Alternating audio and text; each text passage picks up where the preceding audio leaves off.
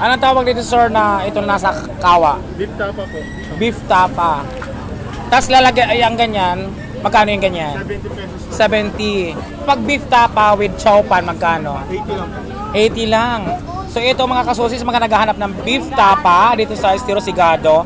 80 pesos lang, may chow pan. Ito yung chow pan nila. Ayan, may lechon din doon. Ano, pwede rin mag-toppings ng lechon? Pwede po.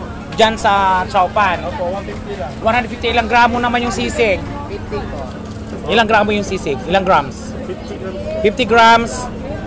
Ayan, 50 grams. Ito yung sisig. Ito yung kanilang lechon pala. May lechon din sila. Ayan.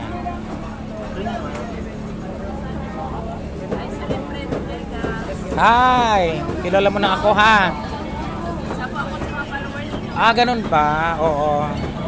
Ayan, isa sa mga follower ko pala ang mga namamahala dito. Ayan. Ayan. Hi, nandiyan ka! Nag-iba yung business mo? Bukas, magkano? So ayan, sa mga naghahanap na masasarap na mga pagkain, mga palamig or inumin, dito yung matatagpuan sa Estero Sigado. Ayan, pagkatapos yung kumain na beef tapa, at saka Hungarian sausage, saka chow pan, lechon, pumunta kayo dito sa area na ito. Dito yung matatagpuan na nagsasarapang mga juice. Kanino naman ito? Same lang may Isang may-ari. Oo, si Madam. Oo. Tapos, ito rin yung kay Madam. Madam Jenny. Oo, so sa kalagitnaan kay Madam. Baga. Oo, kay Baga. Ito kay Jenny, no? Yeah. So, ito kay Jenny pala ito. Ano naman ang tawag sa palamig na ito? Avocado. Avocado ito. Chucky. Chucky? Bakit Chucky? Anong mayroon dito? Chucky. Ayun, Chucky na ano talaga? O powder ang ginagamit niyo? Powder. Powder rin ang ginagamit niyo rito? Pure dragon fruit. Pure na dragon fruits.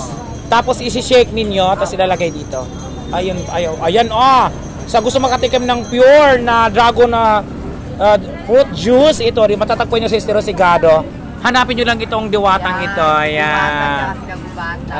Ayan. Oo, mag-partner sila. Maliban sa mga masasarap na mga palamig, ano naman ito?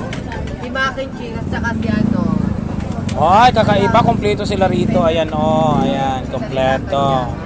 Kompleto Tapos dadayo ko naman dito banda. Ayan, beef tapa. Masarap yun si beef tapa at saka si anggan. Ayan. Gatan dito sa Karen. So ito mga kasusi, sa mga naghahanap ng ganito klase ng mga pagkain na maiinit at bagong malalamig na talagang nag-a-ice sa harapan mo, nag-yellow at saka sasarap. Ayan, ayan. So dayuhin nyo na sa Estero Sigado, matatagpuan nyo ang bahaging ito na punong-puno ng mga nagtitinda ng mga masasarap na pagkain. May mga lechon, chow pan, Hungarian, beef tapa. Ayan. Daming gusto makatikim. May iba rin palang doon. Tikmilo. Mapadpad ka dito, mapapasarap ka. Sa mga gusto raw makatikim, pag napadpad kayo rito, ay tikman nyo. Ang dasang dragon ko. Dragon fruits, ayan. Ano yan palang halian? Merienda!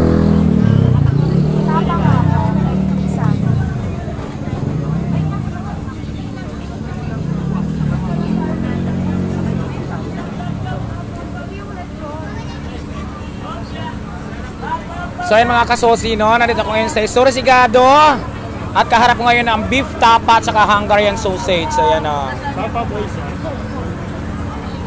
So ayan ang proseso ng paghahanda ng isang order. Ayan, yan.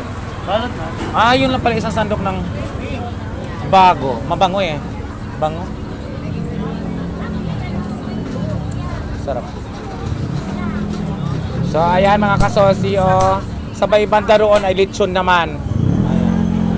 Sa inyo din yung lechon, sir? Sa inyo din yung lechon. Ayan. Ano pangalan ng tindahan nyo, sir? Para sa mga followers at viewers. Pangalan nito sa inyo. Kasi mayroong linyo, may baga. Sa inyo, ano naman? Chow pan. Chow pan ni John Loy. Chow pan ni? John Loy. John Loy? Chow pan ni John Loy? Sino si John Loy? Yun pala si sir.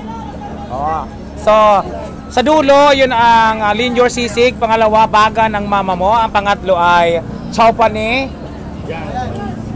John Loy. Ayan, chow pan ni John Loy, pangatlong pwesto lang. Hindi kayo maliligaw. Estero Sigado Corner, Carriedo. Ayan o. Ito yung kaabaan ng Estero Sigado. So, ayan. Kasali ito dito. Ayan, ayan. Diwata. Malapit niya din kayo yung pinakamaganda sa kare. O, tama mo, pinakamaganda sa Carriedo. Okay, thank you.